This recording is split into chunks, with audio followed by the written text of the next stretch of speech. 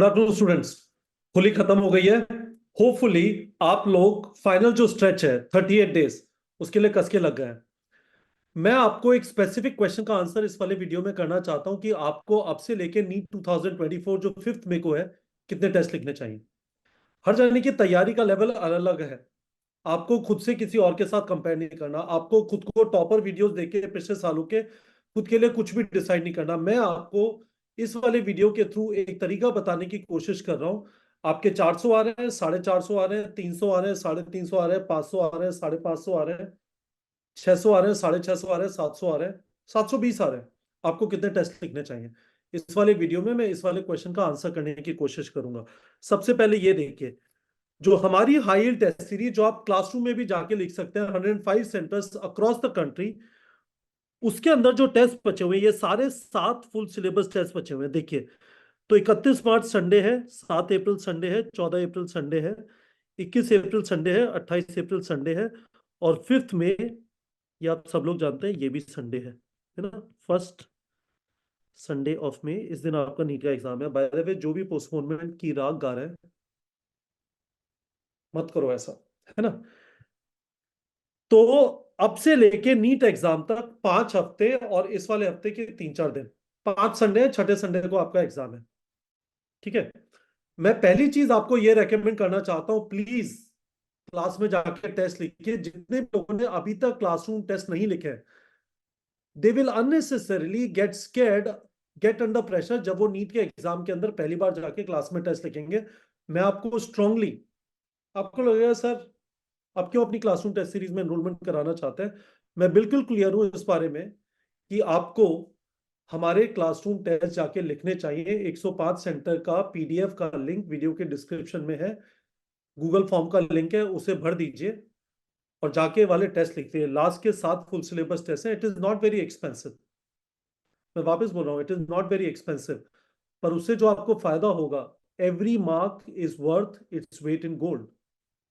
यदि आपको क्लासरूम में जाके 50 नंबर का इजाफा होता है, उस 50 नंबर की कीमत बहुत ज्यादा है। जरा सोच लीजिए, प्राइवेट मेडिकल कॉलेजेस में 5 साल की फीस होती है 70 लाख से 1 करोड़ रुपए, और गवर्नमेंट मेडिकल कॉलेजेस में 5 साल की फीस होती है 50,000 से करीब 4 लाख रुपए।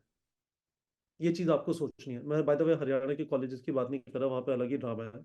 दूसरी जो चीज आंसर करनी है, दो बड़े क्वेश्चन है, कितने टेस्ट लिखे अब से लेके नीट एग्जाम तक, और दूसरी चीज, क्या ये डिपेंडेंट है आपके करंट स्कोर पे। मेरा आंसर है हाँ इसका, और इसके बेसिस पे कितने टेस्ट लिखे इसका मैं जवाब देना चाहता हूं। तो चलिए देखिए, ये मेरा रेकमेंडेशन है। आपको मेरी बात समझ में नहीं आती, किसी और की बात समझ में आती, perfectly okay, however you feel comfortable with. पर यदि आप मेरे से इस वाले सवाल का जवाब पूछेंगे, मेरे हिसाब से कितने टेस्ट लिखने चाहिए, यदि आप 500 से कम लिख रहे हैं, यदि आपका स्कोर 500 से कम है, 5 हफ्ते बचे हैं अभी, 5 संडे, 4 से 7 टेस्ट, 4 से 7 टेस्ट। ठीक है। 500 से 650 के बीच में आ रहा है, 7 से 10 टेस्ट, और 650 के ऊपर आ रहा है तो 10+। अब 10+ का मतलब कितने ज्यादा, ये आपकी मर्जी के ऊपर डिपेंड करता है।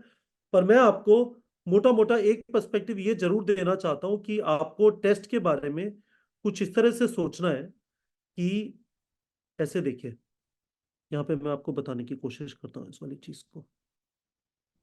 ठीक है। आपका टेस्ट है, टेस्ट से पहले आपको रिवाइज करना है,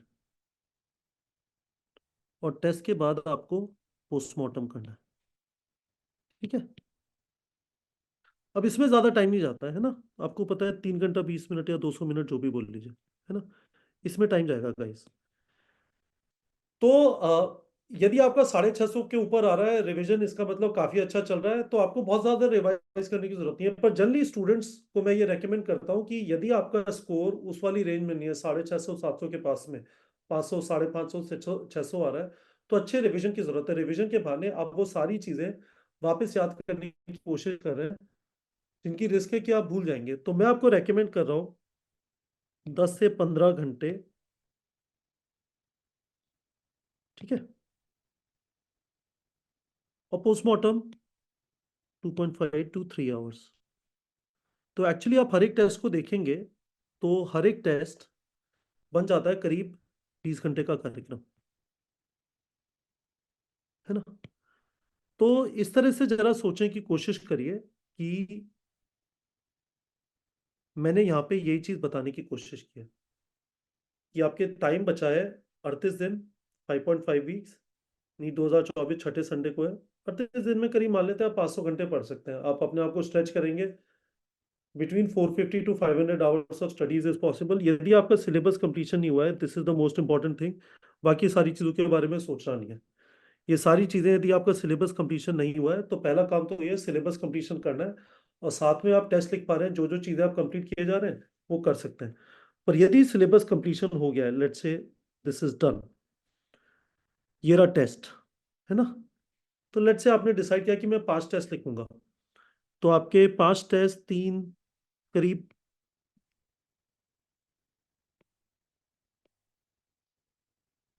20 आवर्स यहाँ पे चले गए, है ना? 5 टेस्ट लिखा, मेरे हिसाब से आपको 75 घंटे का, आपको मेरे हिसाब से 75 घंटे का पोस्टमार्टम करना चाहिए, है ना? 100 घंटे चले गए। और फिर आपको वीक एरिया पता चले, इस पे करीब 400 घंटे गए।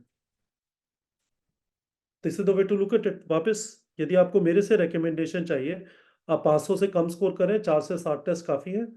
यदि आप 500 से 650 के बीच में करें, 7 से 10 टेस्ट। और 650 के ऊपर करें तो 10 से ज़्यादा टेस्ट। अब वो 20 भी हो सकते हैं, 25 भी हो सकते हैं, 30 भी हो सकते हैं। ठीक है? हमारी तरफ से full syllabus test from this point onward, 7 full syllabus test जो मैंने आपको बताया। तो मैंने आपको ये नहीं बताया, अब आप यहाँ पे देख लीजिए, ये थर्सडे को हो गया और ये फ्राइडे को हो गया, ये भी फ्राइडे को ही हो गया, या तो थर्सडे को होगा, और ये भी थर्सडे को हो गया, है ना? तो 5 संडे को हमने टेस्ट दे दिए, बीच में 2 टेस्ट और आपको दे दिए। इसके अलावा आपको बायो प्रोडिजी वाला जो प्रोग्राम है उसमें 12 फुल सिलेबस टेस्ट मिलेंगे। So this is fantastic guys. मैं आपको स्ट्रांगली ये चीज बताना चाहता हूँ कि आप टेस्ट जरूर से लिखिए क्लासरूम में। आप यदि हमारे क्लासरूम प्रोग्राम में जाके टेस्ट लिखना चाहते हैं, 105 सेंटर का लिस्ट वीडियो के डिस्क्रिप्शन में गूगल फॉर्म भर दीजिए, कोई आपको कॉल करके बता देगा। It's not, again I am very very clear guys, हम जो आपसे इन 7 classroom syllabus test, classroom test जो फुल सिलेबस वाले होंगे, इनका जो चार्ज कर रहे हैं, that is a very very reasonable affordable amount. You don't have to fight us on it. यदि आपको लगता है हाँ रीजनेबल है, गूगल फॉर्म भर दीजिए, कोई आपको बता देगा, उसका डिसाइड कर लीजिए। बट मैं आपको रेकमेंड करना चाहूंगा, क्लासरूम टेस्ट जरूर से दीजिए एग्जाम से पहले। And this is pretty much it guys. आप देख सकते हैं मेरी नई लुक है, क्लीनर लुक विद लेस है ना? But I am very happy about it. बिल्कुल जवानों की तरह लास्ट के 38 दिन मेहनत करने का टाइम आ गया। I am also very excited. हर साल इस टाइम पे थोड़ा एनर्जी लेवल बढ़ जाता है, स्टूडेंट्स का भी एनर्जी लेवल हाई होता है, स्टूडेंट्स का एंग्जाइटी लेवल हाई होता है। बट एंग्जाइटी के मुकाबले यदि आप इसे एक अपॉर्चुनिटी की तरह ट्रीट करेंगे, अपने आप को, आपको पुश करना है, you will discover about yourself कि आप खुद को कितना पुश कर सकते हैं, आपकी जगह तक पहुंच सकते हैं। और बहुत कुछ पॉसिबल है गाइज। आप 500 घंटे जब पढ़ने की बात कर रहे हैं, काफी कुछ किया जा सकता है।